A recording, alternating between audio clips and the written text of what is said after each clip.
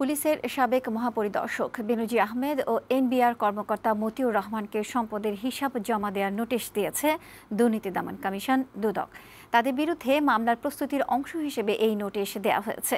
মামলায় কোনো আইনি দুর্বলতা রাখতে চায় না দুদক। এদিকে শত কোটি টাকার অবৈধ সম্পদ অর্জনের মামলায় স্ত্রীসহ সাবেক এডিশনাল আইজিপি শামসুদ্দোহার বিরুদ্ধে চার্জশিট দিয়েছে সংস্থাটি। এজাজুল হক মুকুলের প্রতিবেদন।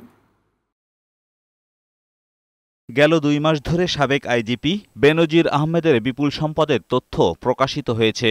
এর মধ্যে বেনজির ও তার পরিবারের নামে থাকা ২৫০ একর জমি, ১২টির মতো ফ্ল্যাট, ৩৩টি ব্যাংক হিসাব, ২৫টি কোম্পানির শেয়ার সহ বিভিন্ন স্থাবর অস্থাবর সম্পদ জব্দ করেছে দুদক।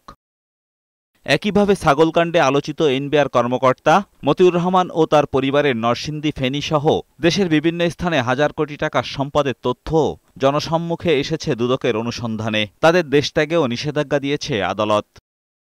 আলোচিত এই ২ আমলার বিরুদ্ধে মামলার প্রস্তুতি নিচ্ছে দুদক। তার আগে পরিবারসহ তাদেরকে ১৫ দিনের মধ্যে সম্পদের বিবরণী দাখিলের নোটিশ দিয়েছে। বেনজির আহমেদ, তার স্ত্রী মিসেস জিশান মির্জা, তার জ্যেষ্ঠ কন্যা, মেজ কন্যা এবং মতিউর রহমান, তার প্রথম স্ত্রী লায়লা কানিজ, প্রথম পক্ষের সন্তান ফারজানা রহমান ইপসিতা এবং দ্বিতীয় স্ত্রী, তাদের এই সম্পদ বিবরণী দাখিলের জন্য একটি নোটিশ ইতোমধ্যে জারি করা হয়েছে।